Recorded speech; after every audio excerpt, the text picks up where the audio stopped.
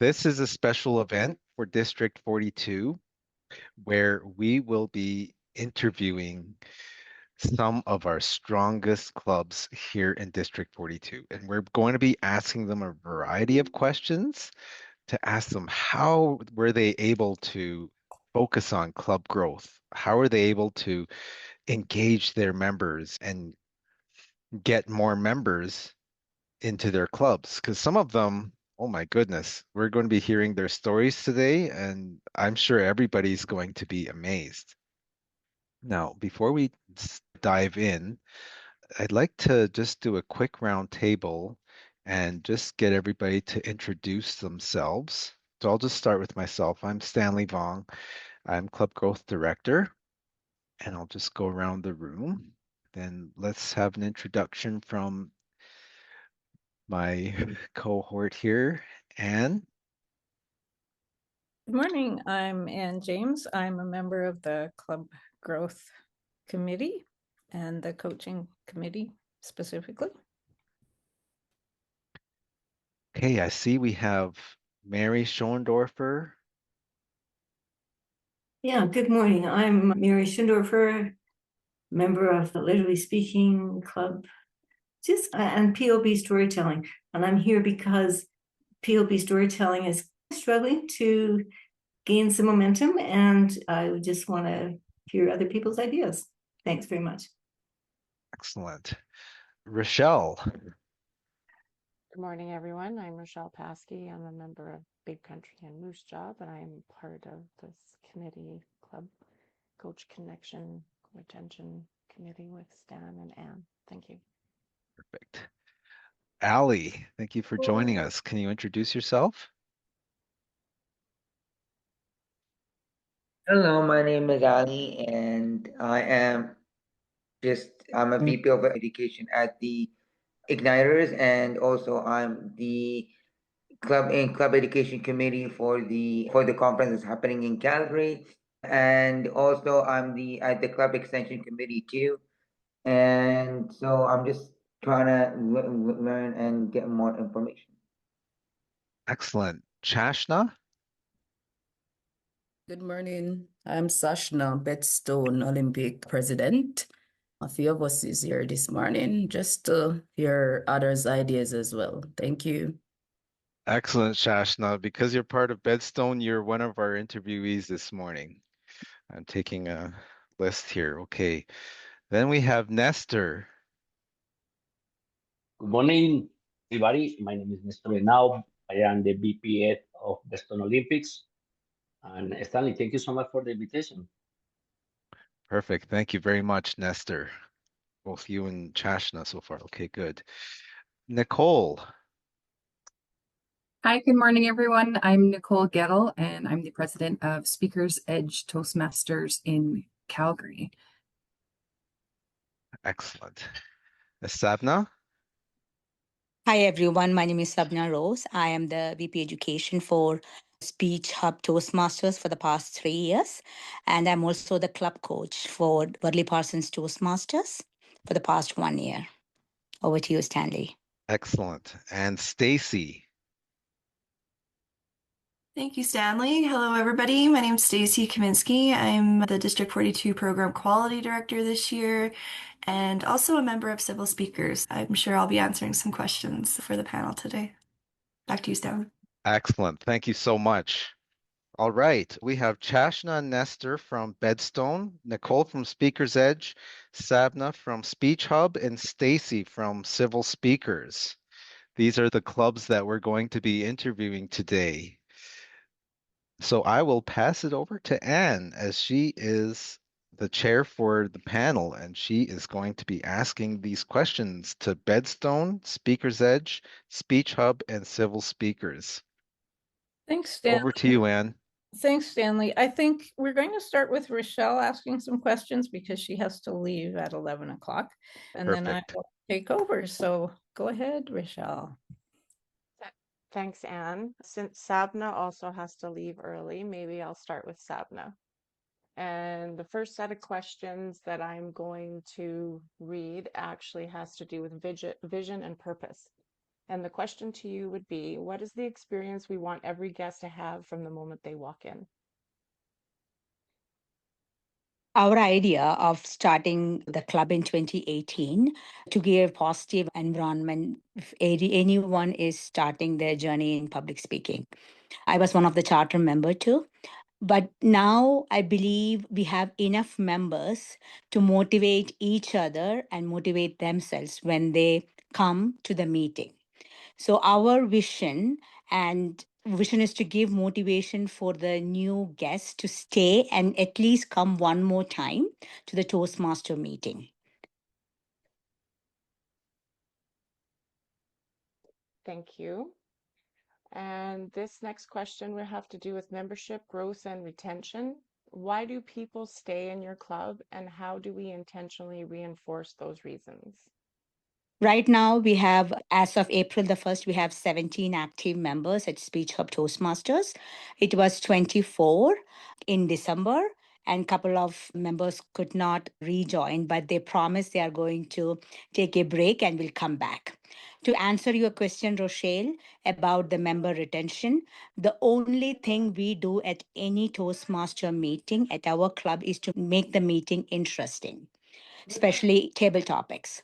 The questions asked at the table topics will be very interesting, and we make sure that we come up with innovative and interesting ideas in table topics so that the first experience for the members and for the first experience for the members and for the guest was exceptional so that they come back.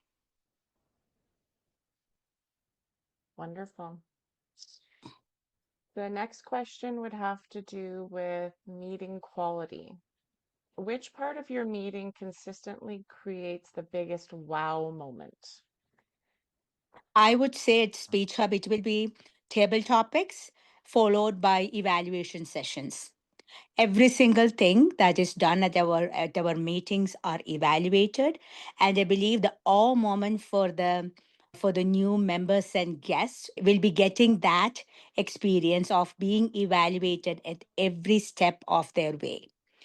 Many new members or guests think that they speak well or they have social anxieties or they have issues with giving a gist of their thought process into words. So we help them by giving them active evaluations. I believe for me as an experienced member and for the new members, the evaluation sessions will add value to their meeting experience. For sure, table topics adds interest, evaluation session adds value.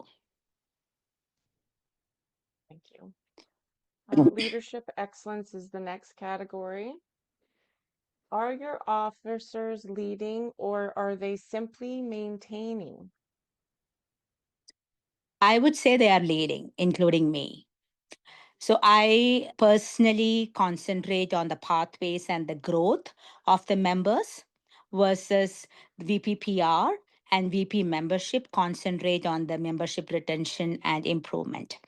While the president gives us the green flag for a lot of things that when we come up with an innovative idea, our president Matt Perkins give us a guidance and always I have to say a couple of words to him. He was the president for the past 2 years. He will not lead with words, he leads with example. And he stays passive in the club, which gives us room to improve ourselves as executive members of Speech Hub. Wonderful. The next category is member achievement. How do you ensure every member has a clear, personalized growth plan? I'm the VP Ed, but we have less experienced members. I would say 1 year or more when I say experienced member. We have 4 experienced members and a lot of new members. So we cannot give one-on-one membership. So what we come up is buddy mentorship. So members mentoring each other. So I usually pair it up with members with similar thoughts and similar goals. So that's how we do the membership part. And we achieved all the 6 goals for this year already. in Speech Hub. I personally poke, I would say, I'm using the word poke to make sure the members achieve their parts and levels so that they can do better. I say it from my own personal experience, and I will set my personal example because I'm on my third pathway. It took me 2 years to complete one pathway. I'm on my third pathway. I share my personal experience, and I always tell the new members I'm alive for Toastmasters. When I say that, make sure that at least members give one speech a month so they can improve in their public speaking journey. Otherwise, they won't achieve anything. So, consistency along with persistence helps the members to achieve something. As a VP Ed, my goal is to motivate the new members and the existing members and the members who are about to lose interest after doing Toastmasters for 5 to 6 years to stay in the club and do better. You say poke, I say strategically encourage. We won't mince words. Okay, sorry. The next section would be club culture. What behaviors define your culture and which ones undermine it? Ours is a community club. I have visited multiple clubs in Calgary. I'm from Calgary. So this is what I have learned from a corporate club, lunch club, because I have been to multiple ones. I coached multiple ones. This is what I have seen. The community club like us works when you create a friendly atmosphere or just like a buddy culture at the meetings rather than being so formal. Even though we follow all the format of Toastmaster meeting, we always provide that community experience at the club so that guests become members and members retain. Okay. And to answer that question, we always put food on the table every single meeting. That attracts more people if that adds to the culture. Sorry. Okay, and the last section would be community and visibility. How visible are you outside of your own meetings? We have a LinkedIn account. It is, I can only say, I think if I wish the PVPPR was here, she was the one who manages all the social media platforms and the other ads that we do in the community. At one point, now we have an active LinkedIn account, Instagram account, Facebook, and we also use community boards just to advertise ourselves. Mainly, I believe it's social media presence. Pretty much every single week, VPPR publishes our meeting information, all those information on the various social media platforms, which also encourages new members and guests to come over and experience at least one Toastmaster meeting at our club. Wonderful. And yeah, so that takes care of all the sections that we had outlined. So thank you very much, Sabna, for your expertise. You do definitely sound like you have a very vital and a club that's very full of vitality and experience and passion. So it's wonderful to But see. I want to Thank you. share one more thing, Rochelle, before I Sure. let me go. Our member was down to 7 members, 2024 December. 7 members. We are at the verge of threat or getting a coach. So in a year of 18 months, we achieved this much. So I just want the members who are struggling out there to keep a positive mind and work towards achieving bigger and better things at their club. Thank you. Wonderful. Thank you, Sabna. Very encouraging. Okay, and so the next, okay, so would another club coach panelist like to volunteer, or shall I just pick on somebody?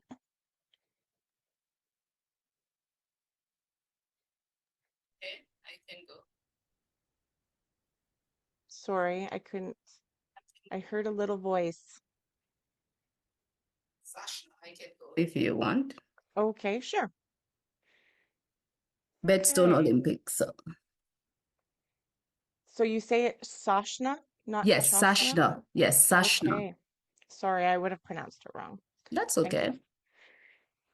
Okay, so I'll start back up at the top as far as vision and purpose. What do you want to be known for in your community? I will say for sure, we're already known for a vibrant club. Let's put it that way.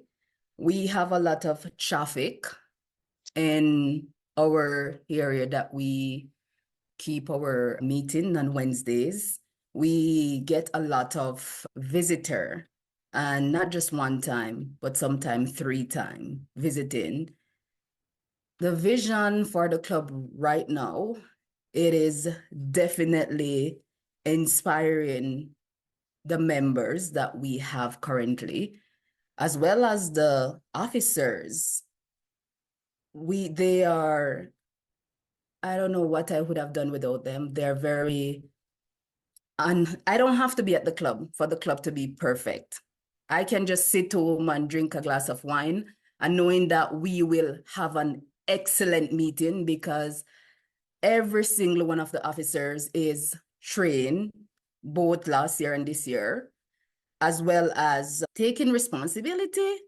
Oh my God, I can brag and boast. But in regards to the vision, I can say Bedstone Olympic is doing pretty well. Very well. Let me just emphasize, I'm sorry, I am going to brag this morning because I think my officer deserve that recognition. What was the other part of the question? Just to repeat the question, how do you want to be known in your community? It was for the under vision and purpose with the Okay, title. vision and purpose. I'm going to say we are well known already because we're 36 year-old club that has been very consistent. So I'm just going to leave it there. We are well known, to be honest with you. So I guess one thing I didn't ask is how many members are in your group? Excellent question. We started off with 26 members. Currently fully paid and participating, we have 24 member currently. Based on individual commitment, they're still a part of it, but unfortunately, a lot of them have to travel or work take them out of Calgary. But they're still there in the background if we need them, or if we have a big function, they will shows up. But currently now we have 24 active members. Wonderful. And Yes. I just wanted to back towards one thing you mentioned. You talked about visitors coming multiple times. Do you guys encourage visitors to come back as many times as they like, or do you say, hey, you can come visit us 6 times and then we'd like you to join, or what kind of things happen? Okay, so we really don't put a full stop on any one visit. We try to make them feel as comfortable as possible and welcoming, as well as, again, when they attend the first time, we let them participate in table topic. And that seems to be a great seller for us.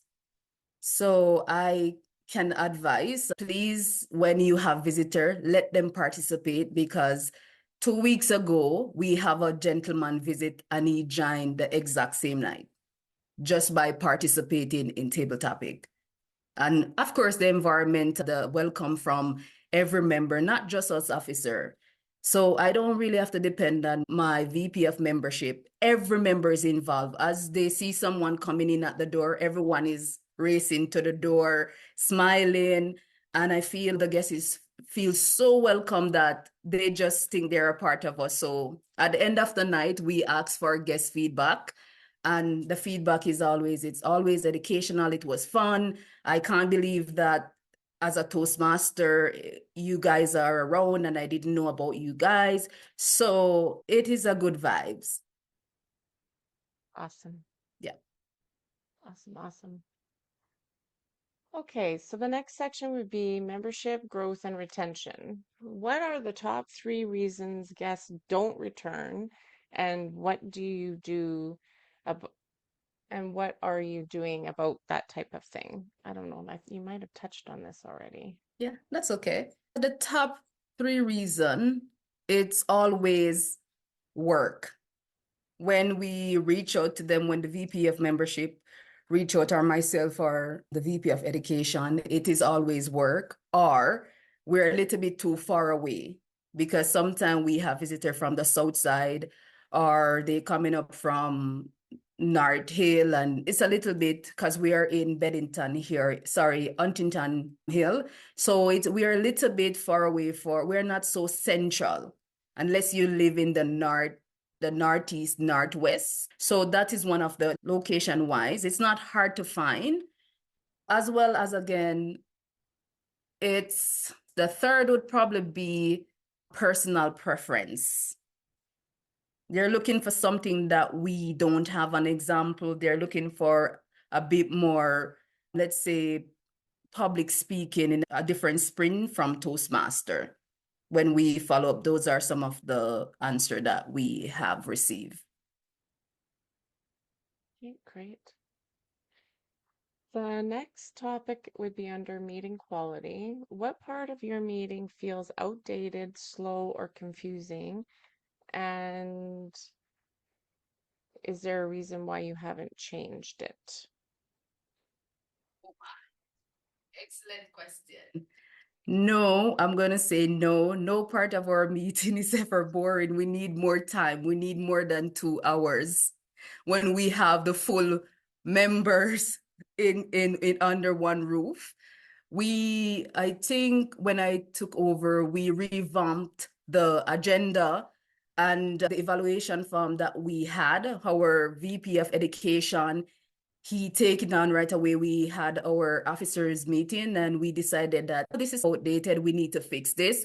So technically, we actually just would renew. We don't have anything whole on our agenda now. So I think for the past maybe 4 years, we have been tweak and squeezing, making sure according to the type of member we have, because sometimes we have a mix of seniors, young adults. So we try to make sure it align with Toastmaster International, as well as we have our little own club culture aligned with it. So at this current time, I don't think we have anything outdated or anything that we would like to change. Wonderful. Sounds like you guys are definitely building your brand for your club. The next section is under leadership excellence, and the question is, how do you develop future leaders instead of recycling the same volunteers? It's a hard question. I don't know if I'd be able to answer these questions. That's okay. Oh, wow. To be honest with you, in that culture change again when we took over, because it's not the same officers in the same role unless it is the club that vote an individual in. So an example, when we took over, I was part of the VP of membership, and at the time I was nominated to be the president.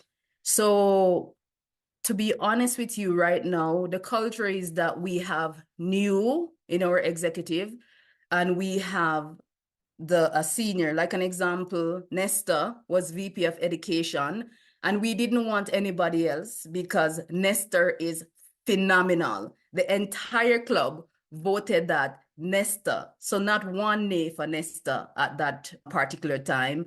Janani has been on the executive team, but not in the same here. I think she was like maybe 4 years ago, but this time around, she is our VP of membership. So we rotate it. We rotate very well, and we have newer members.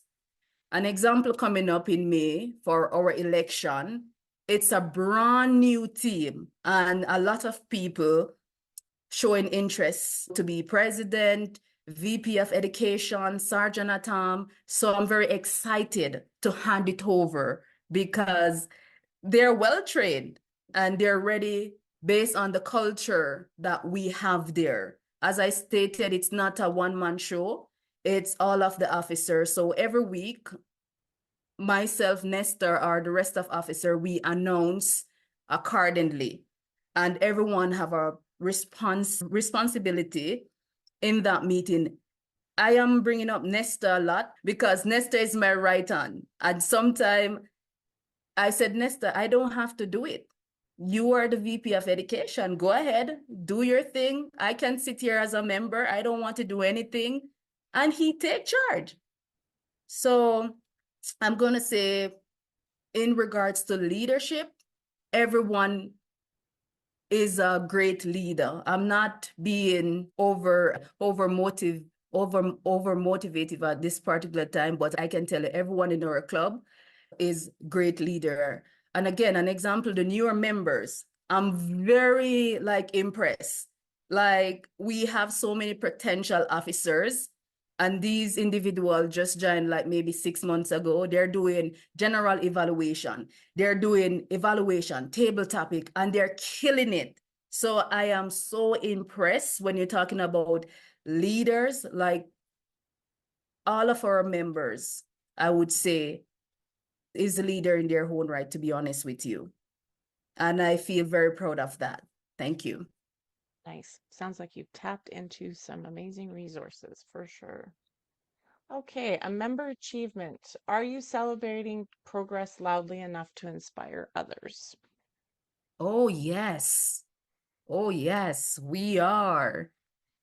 So technically now, based on where the club is in regards to, because we're President Distinct Club from 24 to 2025. So as I stated, right now, we have a member that have 1 Triple Crown member, and this has been approved. We have, so far, we advertise all these things in the club, so it motivates. So we have the District Award of True North Award. We have Tier 1 and 2 and 3, Blueprint for Success, and as well as, what do we have again, Nesta? Do we have anything else that I miss? Is no all the club recognition, like the True North recognition and but individual recognition as well is covered. We also celebrate the level achievements as well. And no, yes, we do a few things in order to engage people. Yeah, thank you, Nestor. And right now we have all partway progress. All members are enrolling partway. We have complete 1 additional level of level 2, 100% of the education goal right now. Correct, Nestor? Yes, thank you, sir. Excellent stuff. Okay, club culture. Do new members feel integrated within their first 30 days? Yes, we have a very good welcoming club. The culture there is super excited, and during I like to from my job, I observe a lot of things, but when I'm at the club and we have our 10 minutes break, I am so surprised how nobody wants to go back to sit down. Everybody just want to go around and continue have this conversation. And how all the new members, as I stated earlier, is taking on role, is showing up. We just have our executive meeting Wednesday, and that was something that we really was proud of. Do you realize that all the members, newer members, they shows up every single Wednesday? It doesn't matter if there's storm outside, rain, sun, they are there. And I was like, wow, Nestor, we're doing something. As well as, again, we let them participate, because one of the things that we heard from other members coming from clubs, from different Toastmaster club, we were told that they don't want new member to participate. All the bigger roles would go to senior members or something like that. And that is very discouraging for individual, because they pay their money and they want to be a part of Toastmaster. That's the reason why they choose your club.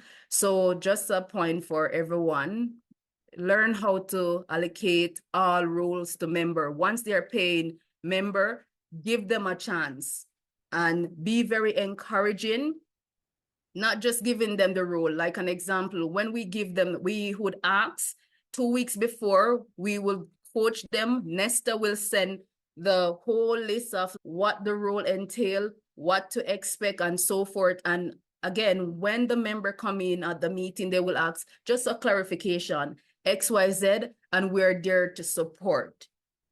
So 155%, I think the new members, they're doing pretty good, very good. And they even want to be part of the officers in the next coming election here. So that is very good for us. Nestor, you're one heck of a right-hand man there. Yes, he is. And please, nobody steal him. Thank you. No, I don't think so. It's a team effort. Thank you. Okay, and the last section on community and visibility. What partnerships or collaborations could elevate your club's reputation? Excellent question. What partnership? Maybe if we could get some more corporate company visiting us, that would be lovely to have some partnership with. An example, probably my workplace, but they're hard to convince because they're super busy. It's not like they doesn't want to, but it's just very hard in that context. But in regards to community and visible, what we do though, we print flyers and we would drop around in the neighborhood, superstore, the pharmacies, whatever big supermarket is there, we try to go there, I for sure, ask to speak with the manager and try to kind of sell the club in that way. As well as, again, we have a lot of social media courses because we are on Instagram, Facebook, X, and we have a website, and our VPR is very good at that. As well as, again, we have a Facebook just for our members as well, that we post the speeches that take place. And that's how I don't think we're visible, to be honest with you, because we have a lot of prospect, again, through Toastmaster International, as well as on our website too. And when we ask, okay, why did you choose Bedstone Olympic? They would say that, oh, you're the photo again. They said it looked diversified. And we love that because we post a lot of stuff like Halloween costume. We post ourselves in all the meetings. So in that context, I don't think we're visible either, because from my count, I think for the year, I think we had maybe 23 visitors come through our club for this year. I think there was like maybe 4 join out of it, and most of them is, as I stated, they're traveling or work keep them away. So I don't think we're so visible because we promote the club in wherever we go, and on an individual basis and on a club standpoint. So in regards to partnership, I think that I really don't know, to be honest with you, because yeah, if somebody else have an idea in regards to get some big corporate individual in so we can get some money, that would be nice. That is profit for us. Well, thank you very much for sharing your experience and your club with us. Boy, oh boy, you guys are, it sounds fantastic where you're at. So thank you. Okay, and to our, sorry, I lost my list of who else was on our panel, Stanley. I think Nicole and Stacy. Okay. Stacy, would you like to go next? Yes, I can. Okay, if you can just introduce yourself again, how your club was formed, what type of club you have, if it's hybrid, in person, Yeah. strictly online. So my name's Stacy Kaminsky. I'm the current VP of Education for my home club, which is the Civil Speakers Toastmasters Club. We are located in Regina, out of City Hall. We are a hybrid club, so we do have members join us online at times because some of our members who are a lot of city employees work from home. So I think it can accommodate their working from home schedules. We meet on Thursdays over the noon hour, so 12:05 to 12:55.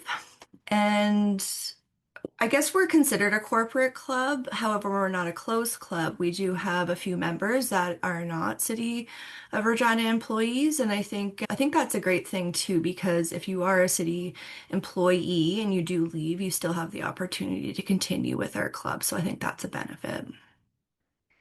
And we chartered in 2014, so we've been a club for just over 12 years now, and we have been distinguished status or higher, I think, every year since we've chartered, except for 1 year during the pandemic. Yeah, I'm looking forward to answering some more questions about it. We do see, maybe I'll just give a little bit more background just because of our type of club we are. We are supported by our organization and our executive leadership team. So they do sponsor and help us out with marketing, and we don't have to pay for our room, and we can utilize on like the human resources onboarding processes. And then there's internal organizational social media, I guess, so to speak, that we are able to utilize. And most oftentimes, business areas are supportive of paying for our members' registrations. So that's another great benefit, I guess, to our club. And yeah, I think that's good context, I think, for the start. Awesome. Okay, I'm going to start with vision and purpose. Are you a club that people join for convenience or for transformation? Yeah, I'm going to go with transformation 100%. I think a lot of our members that we see join or guests that come in are new employees. So they want to feel like they're a part of a group, meet new people. So I think Toastmasters is a great setting for that. And then on the other side, I think some people join to practice, I guess, their public speaking because they have to present to council, or we do a lot of presentations within a lot of our roles at the city. So whether that's at the department meetings or to community groups or to the public. So Toastmasters gives them a way to practice that presentation skills. And also like new Canadians or people where their first language isn't English too. We've had a lot of people join us because they want to maybe they speak to the public frequently, so they want to practice their English so that they can communicate better with customers and the public. Yeah, and I think we also have there's that I named a lot of professional, I guess, benefits to, I guess, transformation, but I think that there's always going to be some personal benefits as well, and some people join for that as well. And I know we've had some members want to prepare for a wedding speech and stuff like that as well. I think you can use Toastmasters to show your supervisor at work too, like how you've improved and how you've benefited from the Toastmasters. I know, like, I've been a charter member, just seeing my own growth and then communicating that growth to other members of our organization to show, hey, here's where I started. This is where I've come along the way.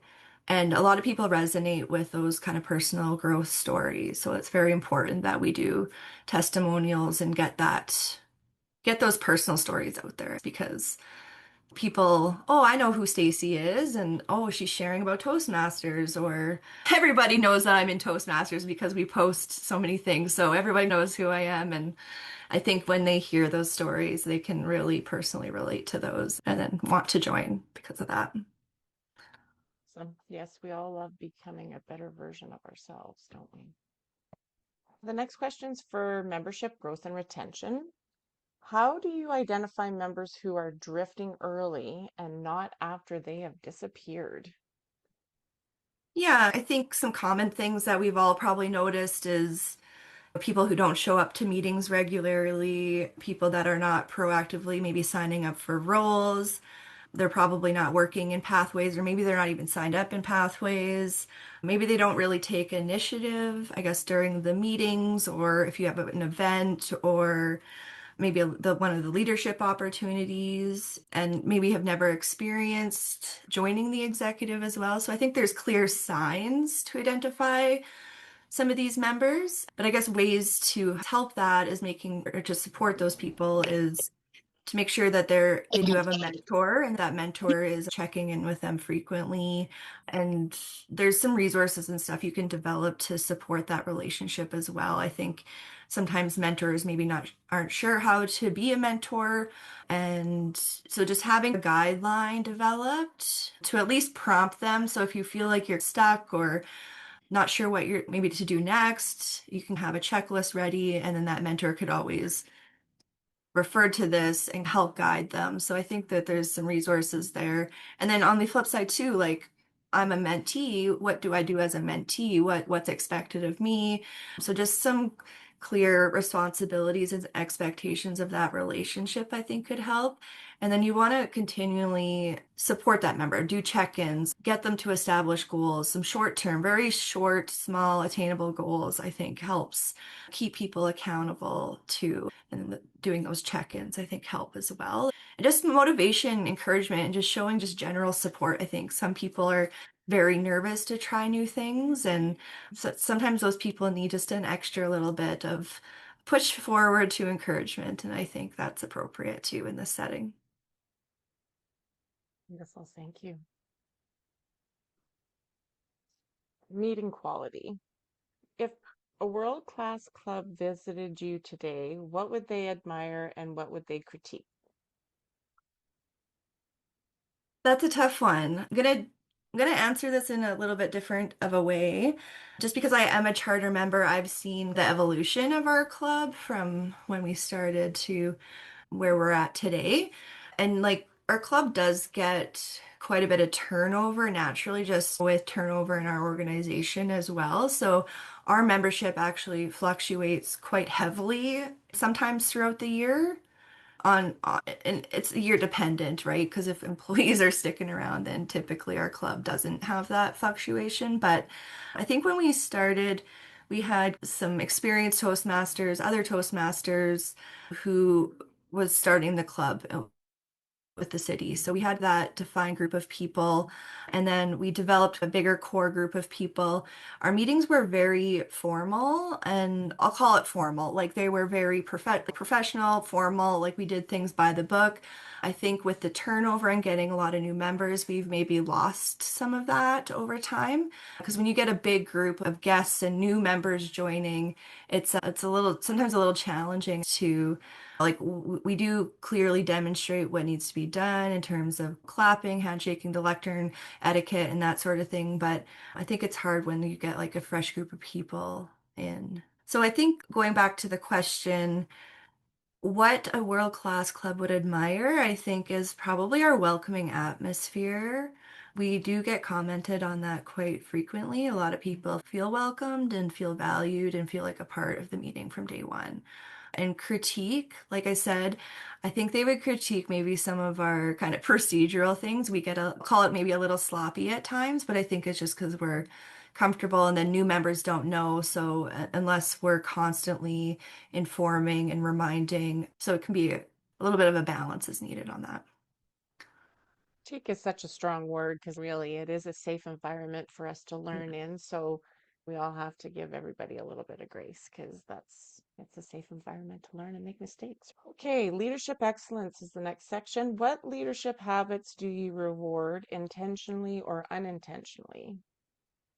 Yeah, that's a great question. I think we promote our leaders, I guess, on our social media, on our website. So our club officers are noted on our homepage, as well as any district leaders. So right now, like myself, I guess, serving the district, and we have Debbie Stearns as well as a member of our club. So whenever somebody does step into those leadership roles, we make sure that we identify them and recognize them publicly as well. And usually during the election periods, or once they come into office, we'll post that on social media as well as within our club. And with some of those positions, I guess you get banner ribbons. So we make sure that we get those displayed on our banner. And yeah, I know some clubs who maybe don't have a banner or maybe don't meet in person. I think that there's some digital options for those clubs to utilize as well. And I think we make sure that we introduce ourselves as these leaders as well. And actually, more recently at one of our clubs, we talked about the different kind of levels of the organization. I think sometimes as new members, they're not aware of life outside of the meeting, the weekly meetings. Every now and then, I think it's okay to let them know that there are things beyond the club, right? And just that opens a whole new door of opportunities, I think, for people to explore if leadership is something that they want to grow in. I think it's important to go through those every now and then just to remind them of that. Thank you. Next section is member achievement. What barriers keep members from completing pathway levels and how do you remove them? I think this is a common struggle between a lot of clubs and a lot of districts and so on. For me, in my own opinion, I think I see two barriers. One is just not having enough time. I think we all probably hear that. I just don't have time to work in pathways. And I think a way that we can remove that is just reassuring members that it is self-paced, but needs to be a pace. There needs to be some progression. But if that takes you years to get a level, like then that's what it is. But if you're comfortable going at that pace, I think that's okay. But I think as long as you see that kind of positive progression forward, then that's good. But I think that's where that mentor-mentee relationship can come in too. Maybe the mentor, and it all depends on the type of person. Some people can be pushed a little bit harder than others. And I think it's just recognizing those signs and the type of people that you're working with and just knowing how much more to push them to grow, push them to achieve goals, get them to, if they've met a goal, make a new one, and that sort of thing. And I think the other barrier that I see is, yeah, and I know Pathways has went through a lot of changes, so that hasn't all necessarily been easy for a lot of members. I know for myself, I'm a busy person. Sometimes I don't to be honest, I don't utilize like all the information that are in the Pathways Base Camp. I know some people like doing that. And that's how they like to learn, and that's what they want to do. I'm more like, let's get to what I need to do, and then I kind of work on my project. But I think it's about finding your own way and how you work through that. And any way is an okay way. There's no wrong way. Yeah, and I think just letting members know that so that takes some of the pressure off of them as well. And what was my other? Oh, yeah, I was gonna say, I think I had another barrier here, but I think I mentioned it. It's just with those changes to pathways, some members maybe get frustrated and struggle, but I think it's just informing them about the district resources that are available. There are the monthly pathways orientation sessions where we go through things a little bit more in detail, but I'm hoping that they can have those conversations with their mentors or another club officer as well, like VP of Education, perhaps would be a good one to work through some of those struggles and barriers, have them overcome it. Awesome. Club culture. How do you handle conflict, discomfort, and underperformance in a way that builds trust? Yeah, I think how you initially react to a situation matters greatly. You want to remain calm and really hear the individual, hear their concern, and listen to understand where they're coming from. You might not agree with maybe their reaction or their opinions on this, but I think it's still valid to them, right? So you want to make sure that you're supporting their opinions, whether that you agree or not. But club conflicts, I think, come up all the time, and I think it's like a natural part of life. It happens everywhere. It's just how we handle it. You don't want to ignore either because then they'll think it's okay. It sets a precedent for other members, makes other members feel uncomfortable as well, right? So you do want to address it, and I think addressing it privately is the place to start. And like like we all have lives and things happen in our lives that sometimes maybe impact our performance at work, in other areas of our personal life, perhaps, or at home, or even Toastmasters. If you see a member that no longer is showing up, like maybe they have something private or personal going on in their home life. So I think it's just, and then having us maybe bombard them, get your renewal in. Maybe it's just adding extra stress to them, and they might get to a point where they're just like, I'm not doing this anymore, I'm not renewing or something like that. So I think that there needs to be some understanding and just personal check-in. Like maybe don't make it about the renewal, maybe just how are you doing? Is everything okay? And approaching it that way, I think goes a long way. And ultimately, it just builds that trust. You get to know the person, and I think that's what builds that community within your club. Awesome. And the last question, and then after this, I'll hand it off to Anne. For community and visibility, are you telling your success stories or keeping them a secret? Oh, we try to, I guess, promote our success stories. Again, it's just if we have time, like time is always a barrier, I think, in everyone's life. But I think we try our best to, I know I talked briefly about this earlier in the discussion. We did a series of testimonials that we promoted within our organization, and that was very well received. We had a lot of feedback and people commenting and guests coming out of that. I think it's something more we need to do. I think people resonate with people's stories because they can find a way to relate to that to their own lives. I think it's definitely important. And I think it's a way that you can attract people. And I think you can do it in different ways, right? Like, what's your why for being in Toastmasters? It could be different. Your why could also be different from when you started to what your why is now. I think there's a lot of different questions and ways that you can promote your stories.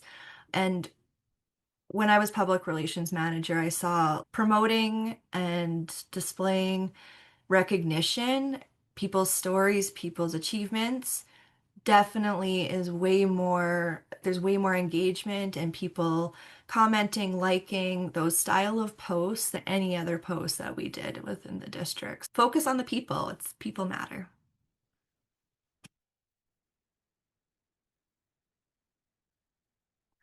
Did Rochelle have to leave, maybe? Oh, I think maybe she is gone. Okay, we do have a few other areas and we haven't talked to Nicole yet. So Nicole, would you like to tell us a little bit about your club? And then I have some questions for you.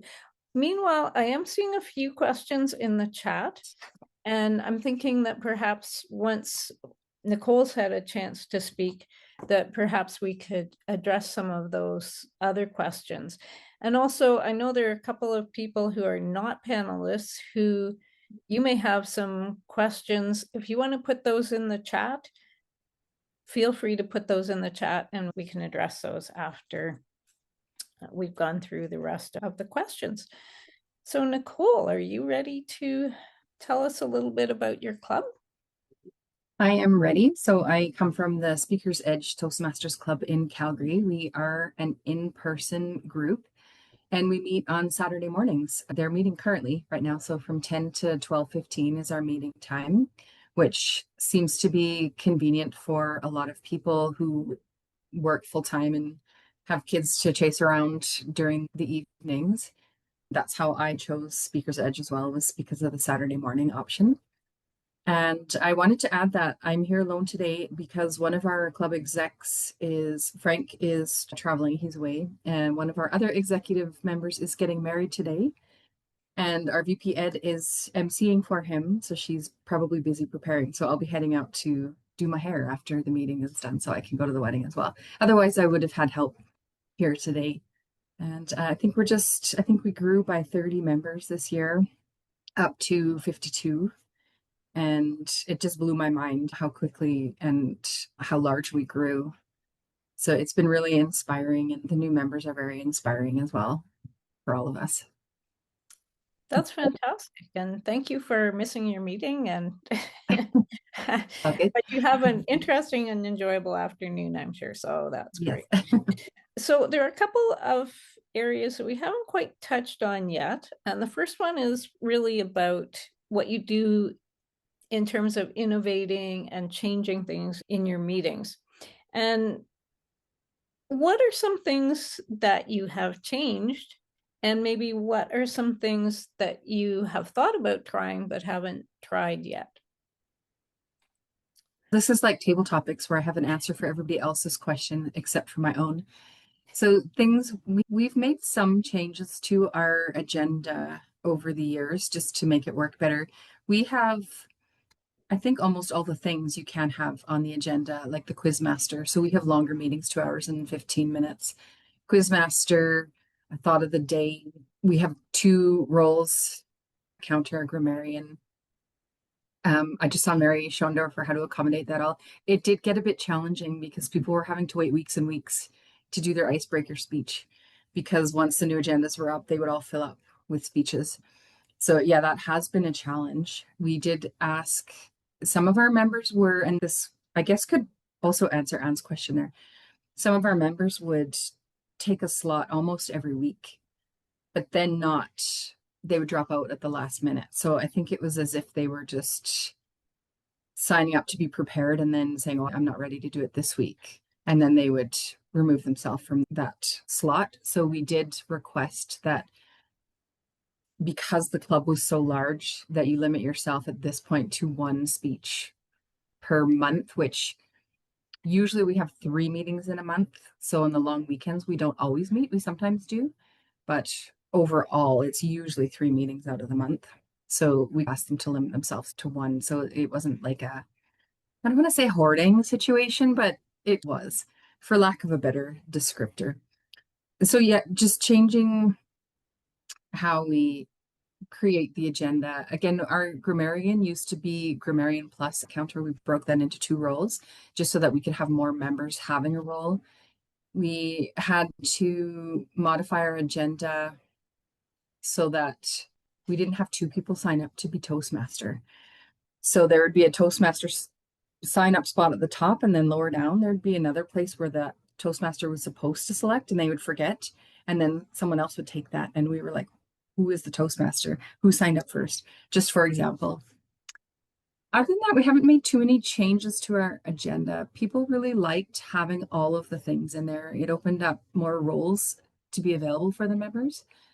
And it's fun having the Quizmaster, for example, just testing our listening skills, the ghost greeter. All those little roles are really good for new members, or the joke, for example. And it keeps the meeting fun with all those different parts into it. So we haven't made any major changes, to be honest, in the 4 years since I've been with the club. That sounds great. It's amazing. I've never been in a club that had more than about 20 members. So, Yeah. so it is pretty amazing. I guess the follow-up question might be, when you've got new members, is it a problem or is it an issue for them to move into some of those bigger roles? Do those get, to use your word, hoarded? Those ones are usually the ones that are left, and it does often tend to be the experienced members that sign up to do those at the last minute. However, we do have some really keen new members who they're so eager, which is just so inspiring, and they want to sign up for these roles, and they will reach out to either their mentor or one of the exec members, or they just might mention it at coffee. Oh, I'd love to do that. And we'll say, hey, go for it. Like, you're here to step out of your comfort zone and improve yourself. I'll be your buddy for that meeting. So we'll sit beside them. And if they get to a point where they're not sure what to do, for example, if they're being the general evaluator and they got to a point where they're unsure of what to do, they might just look over at their buddy, and their buddy will just give them a little tip. And it gets them going again. And everybody, of course, in the Toastmasters Club is very aware that we're all here to learn. We're all supportive. And there's no judgment if you are a first-time general evaluator and kind of forgot what you're doing. It's all good. Kudos to you for getting out and doing that. I did, just as an example, we had one new member who signed up to be an evaluator. And he got up there, and the first thing he did was apologized. And so we took him aside and we're like, hey, don't apologize. Good for you. Kudos to you. We knew you were uncomfortable. And I think just our encouragement, he signed up again the next week to be the evaluator. And I think he just put more thought into it and just took a breath and calmed himself down. And now he's comfortable in that role. So just that supportive environment, I think, is so important. Yeah, I think that's great. I've found sometimes that newer members are a bit reluctant to take on those big roles. I like the idea of giving them a buddy to for that particular meeting if they're going to be exactly. the master or the GE.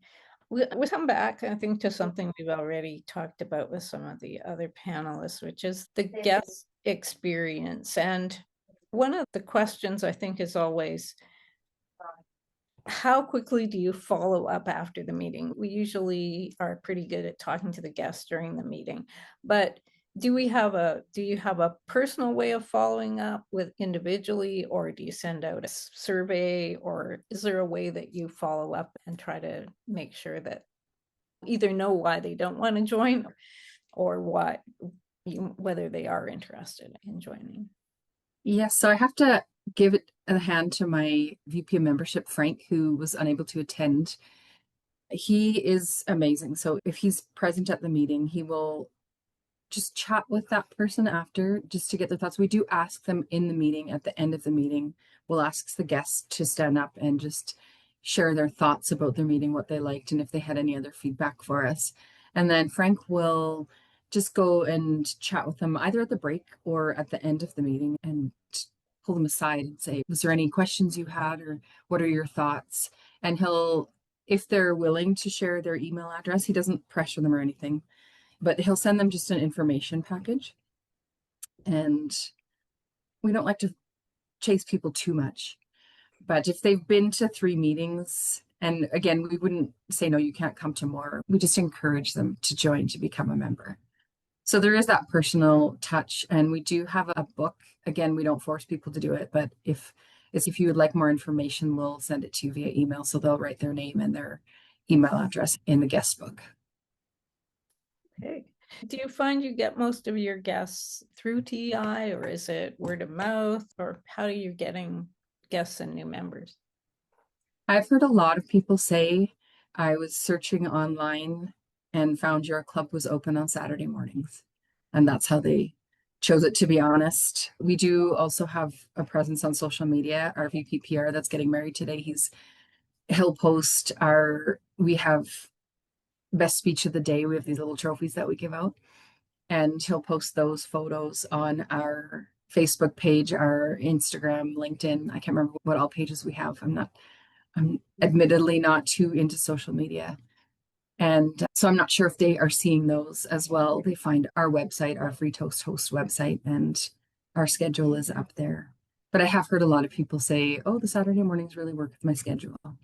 So when they're Googling the Toastmasters clubs, and I think to my knowledge, we're the only Saturday morning club in Northwest Calgary. So I think our time slot works. Okay, so you've got a niche market there. Yeah, we did also join at our community center. There was a Christmas market, and we had a table there. Had the brochures and the hammer pencils available. We were just giving those out to people as well. We didn't get any new members, but being completely honest, right before that event, we were a little bit worried about getting new members because we were struggling to accommodate with agenda slots and whatnot. So it all worked out in the end, but we did get those brochures out, and some people said, I think I would like to, I can't work it into my schedule right now. So things like that. Yeah, I think that's a common theme, that it's usually Yeah. time or the location, those kinds of things. So the last kind of category I have is about sort of results accountability. Are there metrics that you track in terms of new members, pathways, all of those kind of things? I know we do. There are ways to track those, but do you track anything other than that? Or are there things you think you should be tracking, whether it's the demographics of the club or that kind of thing? This is another one of those table topics questions that I have to think about. Our VP Ed monitors the pathways progress for each one.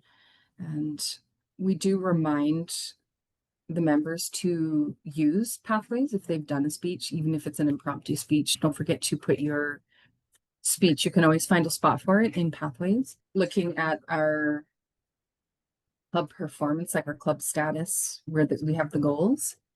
We just need one more. So we just really encourage those members. I might just be sending out a little note to those that are close to my 1 level 3 that I need. Could you do this before June, please? And we do recognize our members that have completed a level, so they get a certificate. We do usually monthly, we'll do a new member induction ceremony along with member recognition ceremony. So whether they've completed a level in a pathway or if they've achieved a Triple Crown award, even if they were to speak at a different event, we do have just a generic certificate we can give them. So anything that needs to be recognized will have a certificate for them. I might have strayed from your question. Any metrics that we're measuring?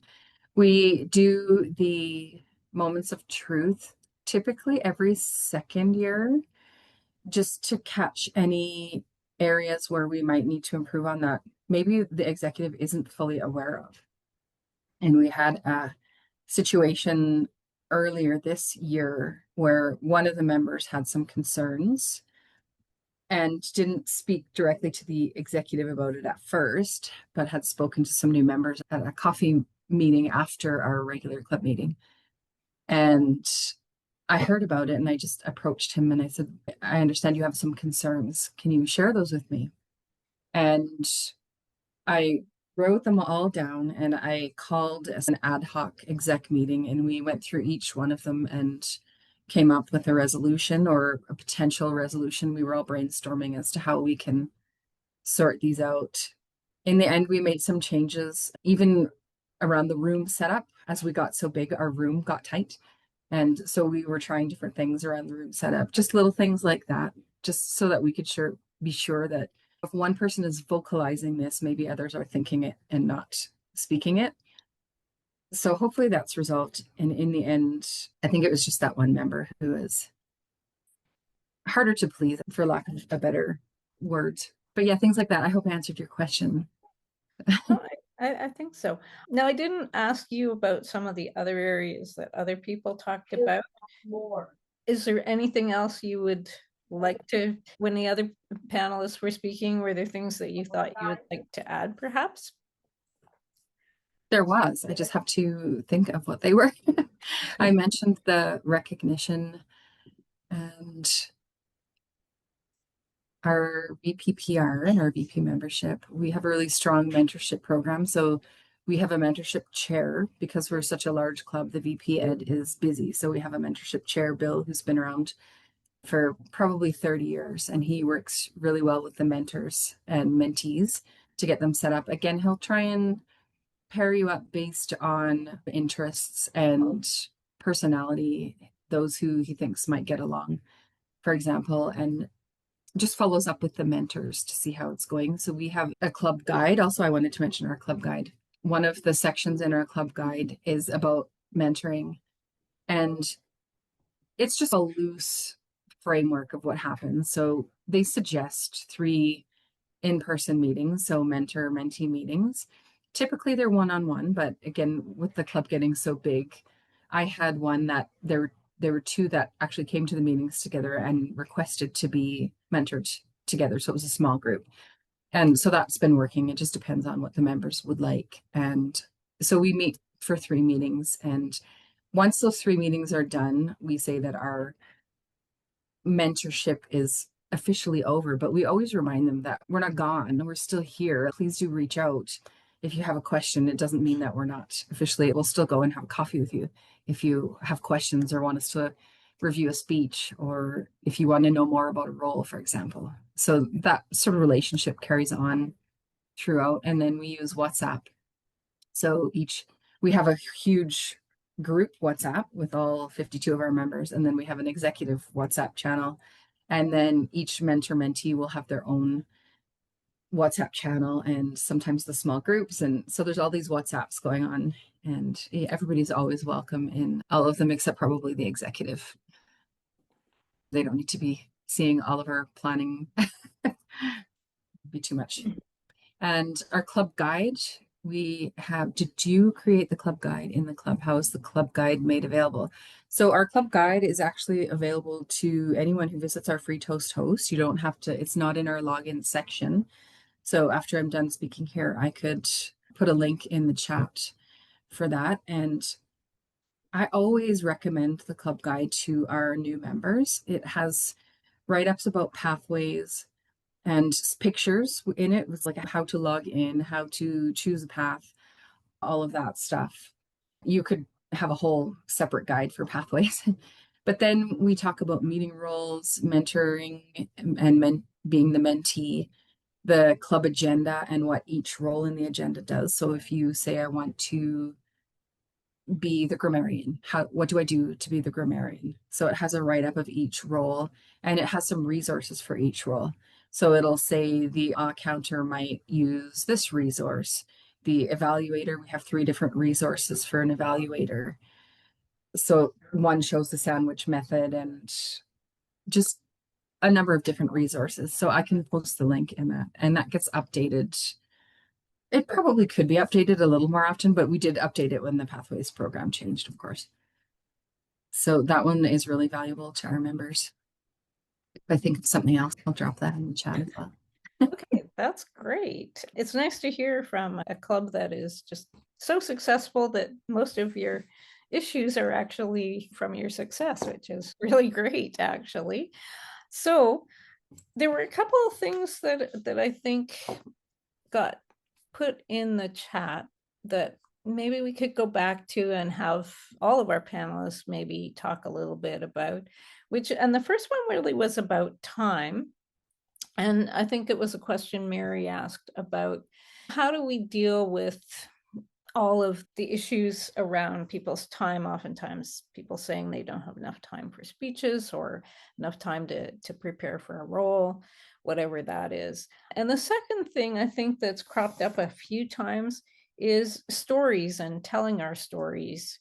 And how does your club tell its story? Who does it tell its stories to? So if there's anybody who would like to, okay. So Debbie, Debbie to talk about Green Horizons as an online club. So maybe we'll do that first and everybody can let those other kind of questions percolate while Debbie tells us a little bit about Green Horizons. Actually, our president was not available to do this and said that we would not be participating. I can mention a few things, but I'm not prepared to talk about it. There's no secrets, but she just wasn't. I just don't want to overrule what she has said. I think it's really important to not undermine the president. No, just if you'd like to tell us a little bit about the club. I know that it transitioned into a different type of club, and just let us know how it works and what's happening. Sure. So Green Horizons is a sustainability club, and how it came to be is we had a club that was struggling and called Toastmasters at Palliser, so TAP, based out of Moose Jaw, and it was struggling. I'm not sure why it was struggling. We just were not getting the members. And I think it's just like everyone else. You come out of the pandemic, and initially TAP was to be the SAS Polytechnic Toastmaster Club. And of course, just like other university clubs or secondary institution clubs, it's the students, they come and they go. So we were struggling on how do we continue this club? The club members wanted to keep the club. We were just having trouble attracting members, guests. What do you do? So then this idea was brought to us about a sustainability club. And we voted to try that. Why not? It doesn't hurt. So now we have online meetings weekly with everyone basically around the world. We're not just located in Moose Jaw or Regina or Calgary.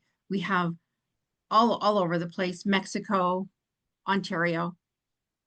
And right now we have 17 members, and we try to talk about sustainability issues.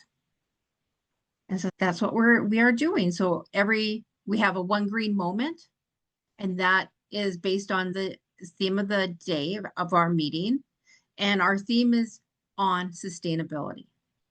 And then we do try to have our speeches on sustainability.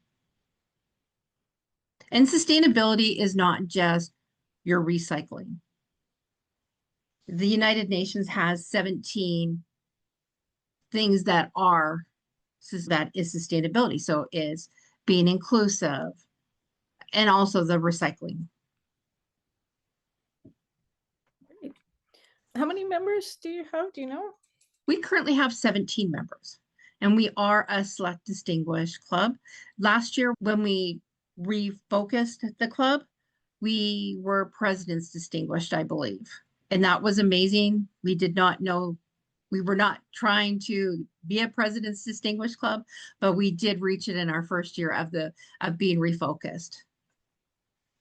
That's and great. right now we're a select distinguished. That's excellent. Okay, I think maybe before we go back to some of these other questions, I know Mary has had some questions. If she would like to kick in something and have anybody who wants to answer those. And Ali, I believe, is still here. I'm not sure. But Mary, did you want to ask about anything? I'll just have to look back here in the chat because I put them all in the chat and I forgot about them. I wanted to know from Nicole, you mentioned at coffee, you heard this thing. And I'm wondering, was that at coffee, do you find that you have a lot of personal exchanges like that in a meeting break? Or do you meet outside of the meeting to have coffee? And it's funny, I just was typing the answer as it came up. We have a short break within our meeting, and Bill, I have to say, Bill Peter is very stick to the agenda. We wouldn't survive without Bill, and he keeps us on track and keeps us in line. So usually we'll have about 4 to 5 minutes for a meeting, depending on how we're doing with the agenda. So there's not too much time to chat, but often we go for coffee. There's a coffee house around the corner from our meeting area. And so we'll pile in there, and usually when there's 30 people, they don't all go to coffee, but a group of us tend to go regularly.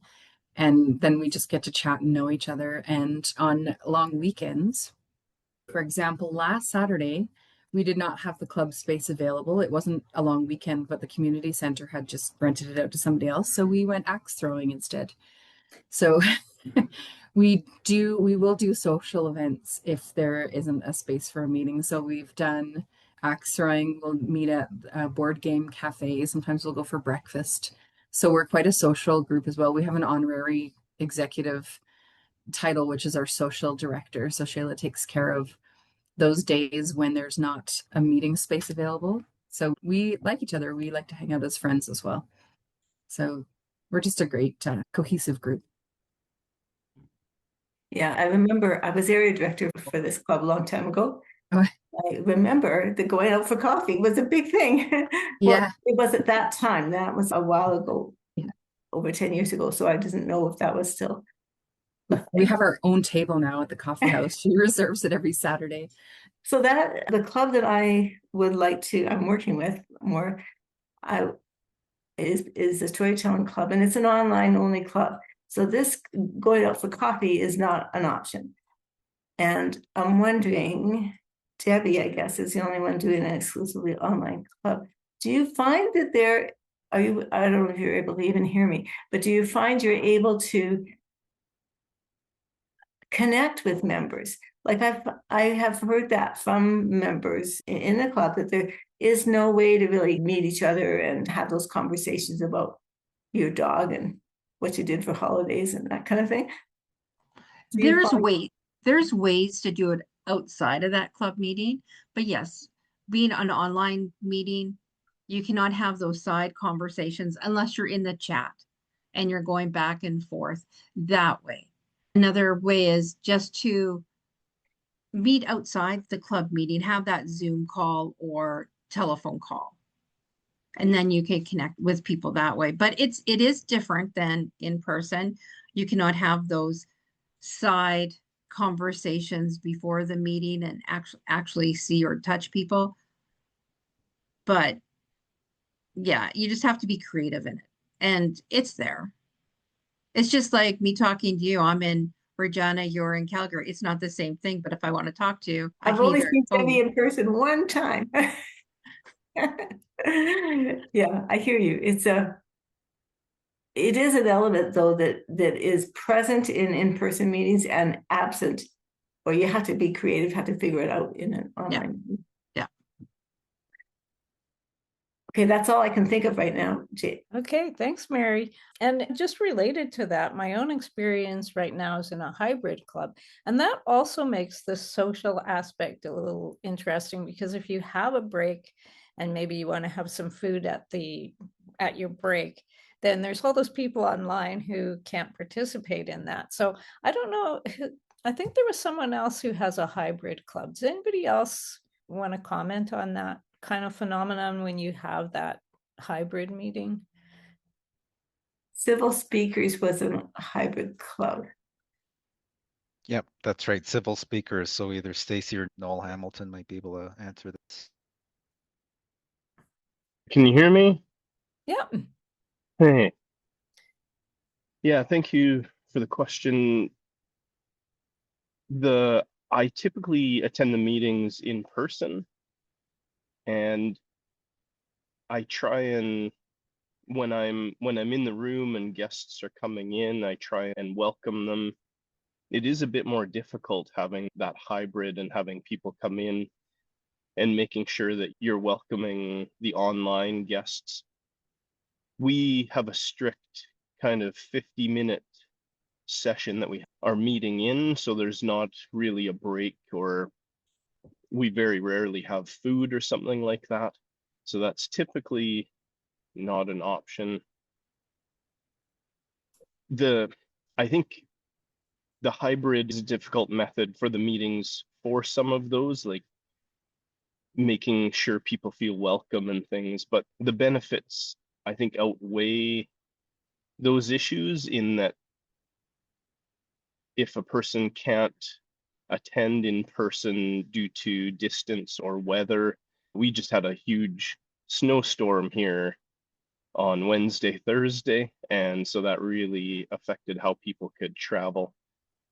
And so the benefit of being able to have a few extra people attend online and still be able to attend maybe outweighs those issues of making sure people feel welcome or feel a part of the team.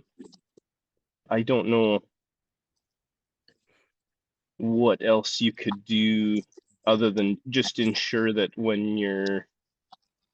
the city of Regina is also nice because we have really nice screens in the meeting room, so who's coming up and who's joining online, so we can maybe take a quick second and say, oh, I see somebody's online. Can you hear us? Thank you for joining us and welcome to the meeting. Just very small things like that to do. Now, does that answer the question? Yeah, I think you're right. I think the benefits of hybrid do outweigh the drawbacks, but I think it is those social issues, and especially with guests or newcomers, to try and integrate them into the club as if they're attending online. Okay, so are there other questions that anyone has? I'm not sure if Ali is still here, if he has anything. I know that he's involved with coaching.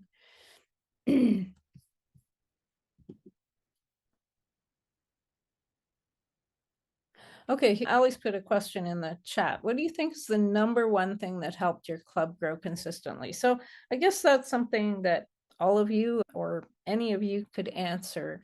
Is there one thing that you feel really helped your club grow?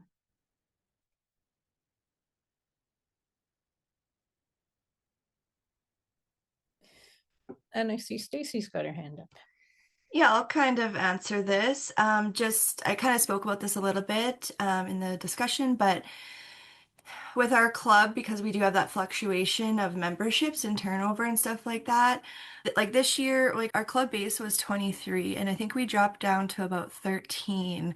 So I know our club executive at the beginning of the year was very worried. That's a lot of growth that we needed to make up.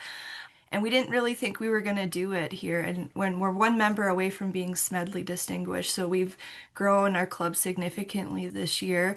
And I think when I reflect back on how did we do that, it just came down to having planned events like open house events and making sure that those open house events were really strong. So we brought in guest speakers and promoted that. And then how we used those people was to have them speak about things that would resonate, I guess, with our members and with guests. So being a corporate club, we targeted leadership in the first one open house event. In the second one, our area director, Margaret, actually came in and spoke about, like, she tied real life experiences that we would face as City of Regina employees and how being a member, being a part of our like civil speakers would benefit you. So she talked about those public speaking, some of those other things that I talked about. That those events definitely pulled people in. And we also marketed those events strongly for probably about a month out across our organization. So we utilized our Teams channels, Aviva Engage, I think it's called, and social media platforms, and just promoted it that way. So a lot of different areas found out about us, joined us through that. Thanks, Stacy. Anybody else like to chip in with some suggestions there?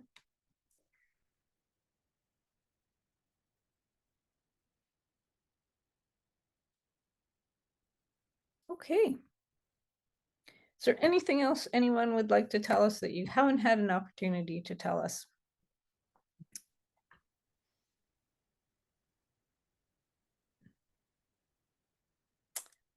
Okay. And I just put all the questions in the chat near the bottom there and numbered them from 1 to 13. Okay. Awesome. I do have a question for Nicole. Nicole, in regards to that high membership that you have, how do you accommodate, first of all, how many speaker per meeting?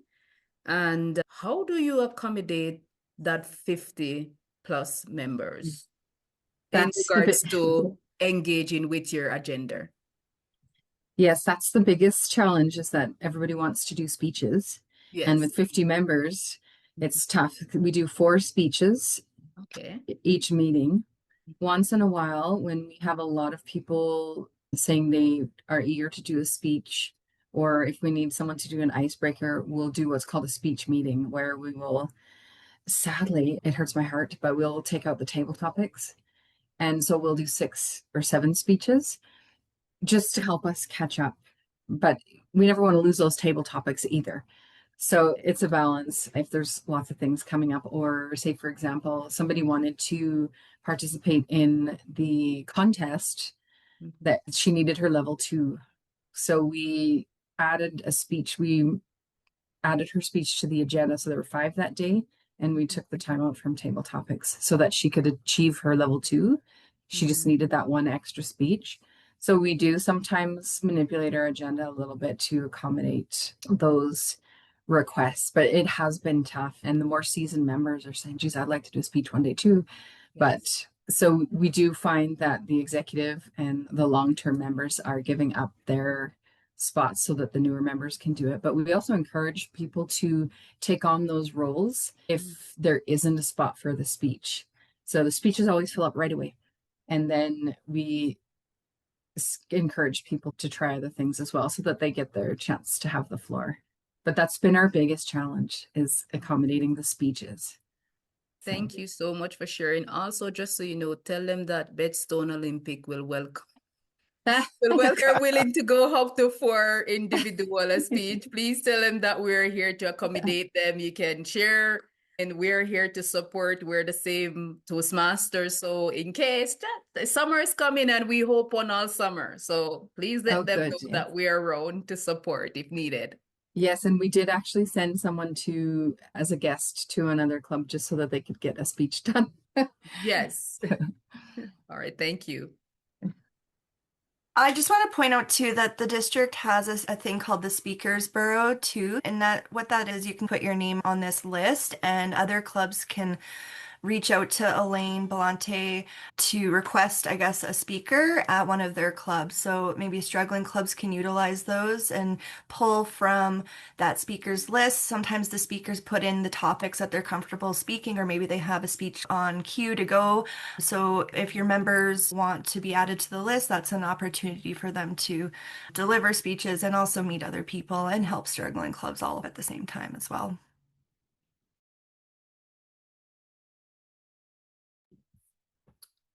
Okay, so Stanley has put some other questions in the chat. Let's start maybe with, how do you balance having, actually, I think we'll start at the end, just to be contrary. If you had 30 days to improve a struggling club, where would you start? A couple of members are asking about what's one thing you could do very quickly to help out a club that is struggling based on your experiences. Anybody? I'm going to say an open house. Like, I think you don't need a lot of planning. Like, maybe a newer club might feel the need that they need extra planning, but established clubs, I think, can put together an open house fairly quickly. And I think where the barrier might be is if you have low numbers, is making sure all the roles are filled. But I think Toastmasters community is very large. I think please reach out to your area directors, division directors, and even the district leadership. We're all willing to attend and support and fill those roles so that there can be that fulsome meeting for guest experiences as well. And then it's just a matter of promoting, and there's district resources for that as well. You just need to reach out.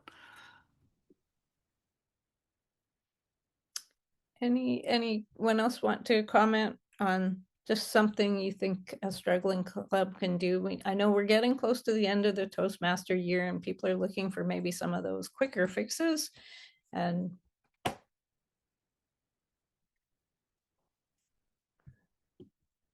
I know we have a couple of newer people or people who haven't had a chance to speak.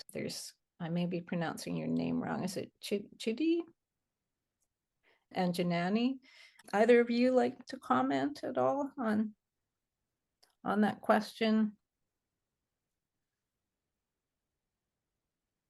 Janani would be a great person to answer because she's one of the VP of membership. So excellent individual. Hi, Janani. Hi, thanks for putting me on the spot, Sashna. I'm usually a background executive. I find that if I lay back, the others do the work for me. Sorry, I'm just kidding. Sorry, what was the question again? Is that the one in the chat? About, yes, about how to help a struggling club. What's one thing you would do to help a struggling club, or that they could try? I think I would really get more of the people, the long timers, to step up and start mentoring the newer people and making the meetings fun, but also not just letting people flounder, but giving more structure and setting expectations. That would be my take on it.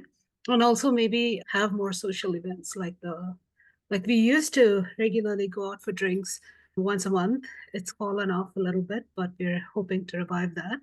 I think things like that definitely, or walks at Nozzle Park. We used to do that too on Saturday mornings.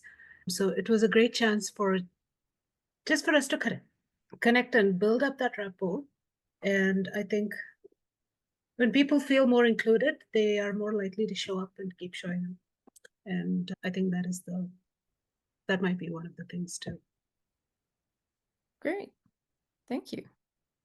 I think you mentioned two things that we've heard a little bit about, and one that there's a question in the chat about, but mentorship and how mentorship is working. And I've heard a number of different options, whether it's one-on-one or for a smaller club, maybe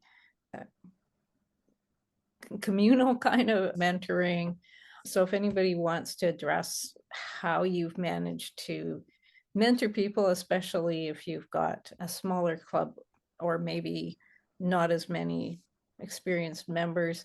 And the second thing I like that you mentioned, and there is a question in the chat about that, is the balance between creativity and structure, or the balance between informality and formality, however we wanted to put it. Is there anybody who wants to talk about that, especially maybe someone who hasn't had much of a chance to chat?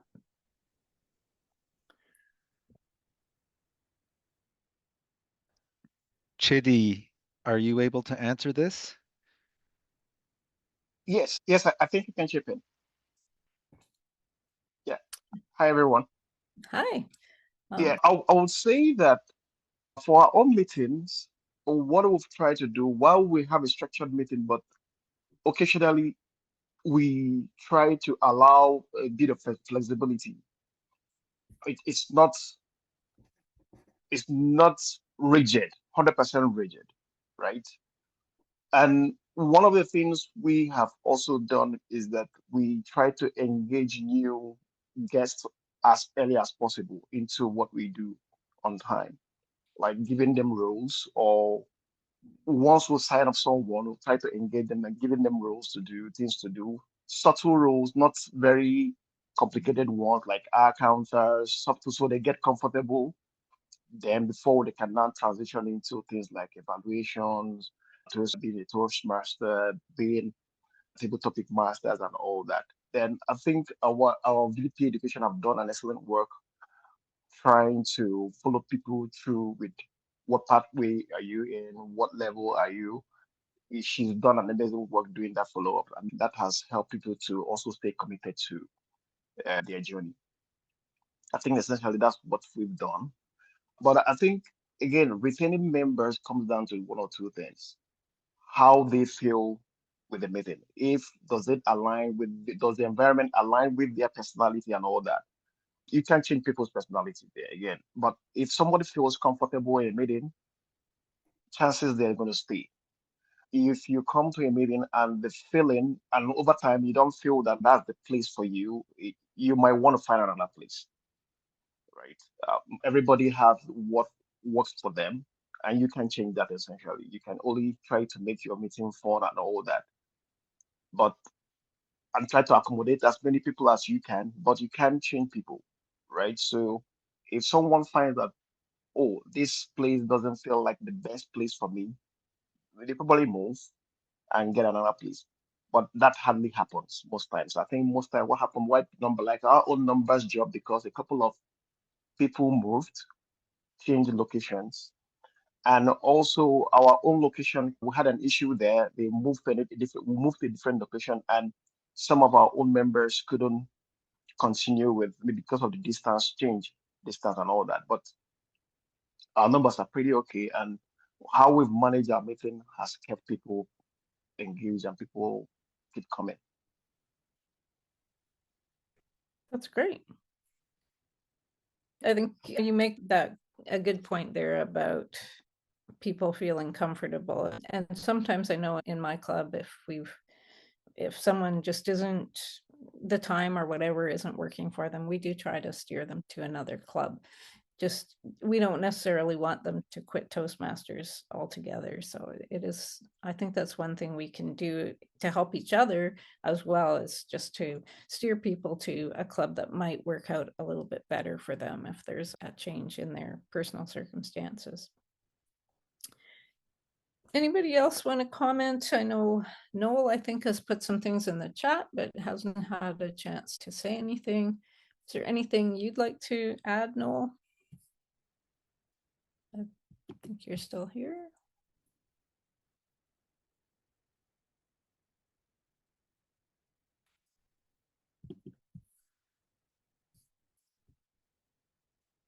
Looks like maybe Noel has left.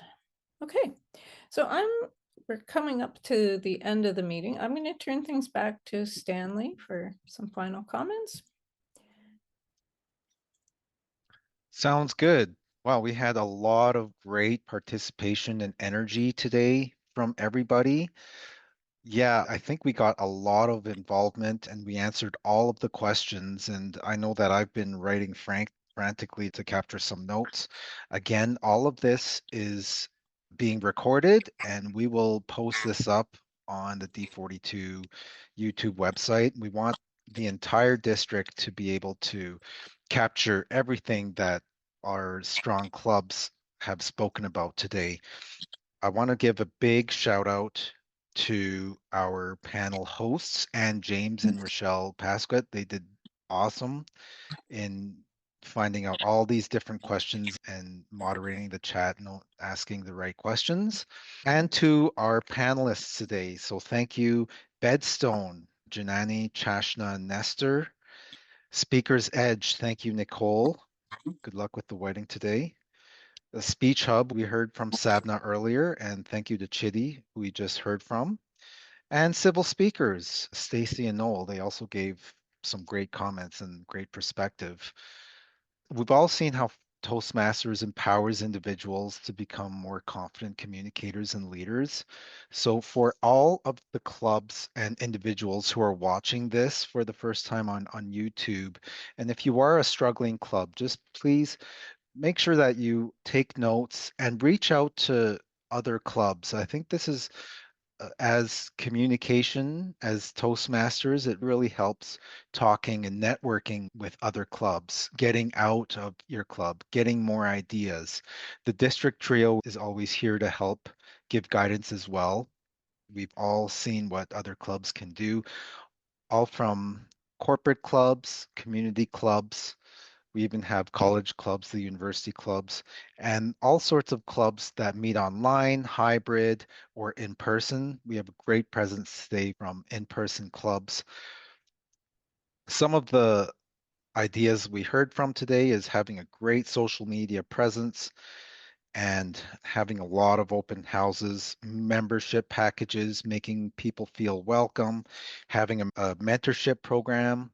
Like all of these are wonderful ideas to implement for your club. So I want focus on your own personal and professional development, and I invite all the clubs to make that guests as they come to your club, make them feel comfortable and ask them what value they're looking for when they join Toastmasters. And it's never too late to start the journey, and the journey can start today with that single step. So please, let's continue to support each other in achieving excellence. Thank you very much on behalf of District 42. That's all I had for everybody. I wish everybody a wonderful day. Thank you. Thank you very much. Okay. Thank you. Have a good day. All right. Take care, everybody.